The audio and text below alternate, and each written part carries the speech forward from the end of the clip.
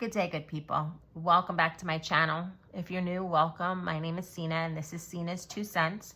I'm a married mom of 3 on a financial freedom journey to pay off just under $45,000 in consumer debt.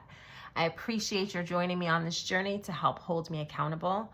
On this channel, I do monthly budgets, the occasional cash stuffing, and always a debt update, because my primary goal is to be debt-free as soon as possible.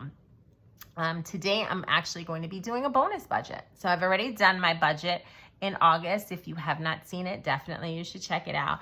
But I also have received a retroactive raise that was due a year ago. And so I will be budgeting that money out now. I wasn't sure how much it was going to be. I wasn't even sure in the ballpark of where it was going to be. So I didn't bother to budget it with the rest of my monthly budget, but I was just able to look at my next pay stub, and so I know exactly how much it's going to be. So let's get to planning this money. I was not sure. Part of the reason I was not sure how much it was going to be is because I gave a portion of it to my retirement. I put 25% of the raise amount into my retirement for a couple of reasons. The first of which is that I knew that a lot of money was going to be eaten up by taxes. That taxes were going to take a really heavy hit on it. And my retirement was pre-tax contribution. And so it was a way of protecting some of the money so that I got to keep more of what I earned. The second reason is because I have 2 daughters that are in college, and we're responsible for providing our incomes to determine their tuition rate.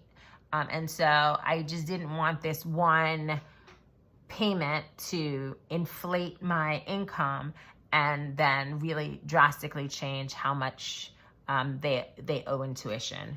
And so because of that, I put 25% into retirement.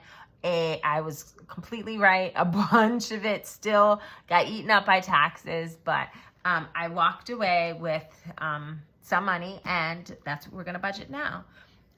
Thankfully, August is a really good month, because as parents know, August can also be a very pricey month with back to school.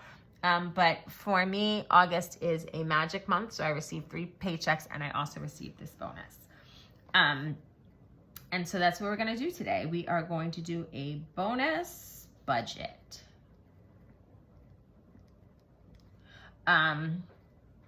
And so I ended up netting $3,438, and have not decided what I'm going to do with it yet. So sit here and plan with me. $1,438. And so the first thing that I need to pay money on is my daughter's tuition. I have 2 daughters in college. One of them receives a full scholarship, so her school does not cost us anything. The other receives a partial scholarship, and during the semester, we make monthly payments on her tuition.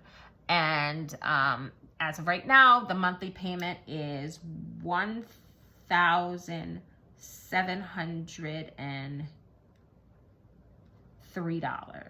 So that's the first thing I need to spend. Okay, at least $1,735. Next, the next thing I want to spend money on is my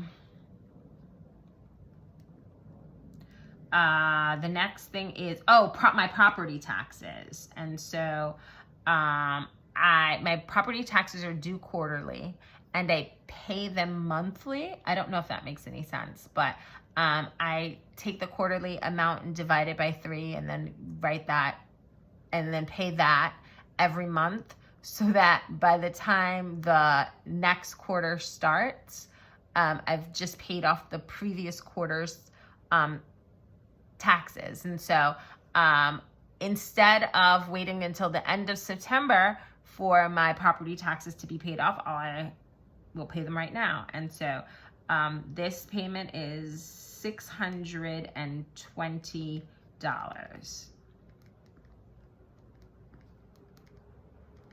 So I'll be paying that.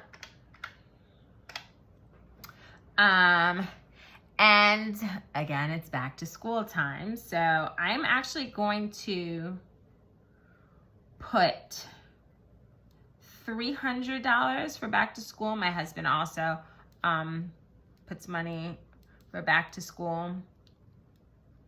But we've also been, like, you know, buying the girls things that they'll need for school this whole summer. So but between us, $300 should hopefully be enough for back to school. And then my youngest daughter, who is in middle school, she joined a dance team. And as any dance mom knows, dance is expensive. And so she had to just buy some new costumes, or whatever you call it. Yeah, I guess costume is the right word, for a performance that she has coming up in September. And so I am putting $200 away for my daughter for dance. I can't remember if I took out the $300 for back to school. So I'm gonna just start again. 3438 minus 1703 minus 620 minus, I didn't, 300 minus 200 equals $615. Oh, and then the other thing is, I actually did this today. I put $60 in my Roth IRA, just to get it to an even number.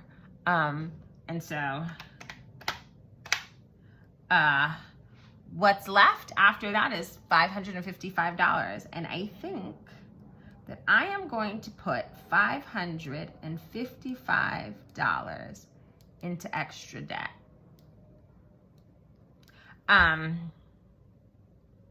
Because at the end of the day, I do say that I am on a debt-free journey. And so all of my extra money really needs to go towards paying down debt. An additional $555 seems like a nice way to create, to reduce some of this liability that I have hanging around my neck that, frankly, I feel like keeps me from doing a lot of things that I want to do. And then I remind myself it's a magic month. So in addition to this, I do get an extra paycheck. So hopefully my August debt update will be exciting and I will make some progress. I feel like my goal for August is to pay off at least $2,000 in debt. That's my hope, to pay off at least $2,000 in debt in the month of August. So make sure that you come back for the August debt update to see if we were able to do that. And let me know how back to school has been for you. Would $300 be enough for 3 kids for back to school for you? Or what are you thinking about? I look forward to hearing from you all. Thank you guys for joining me for this video. See you soon. Bye.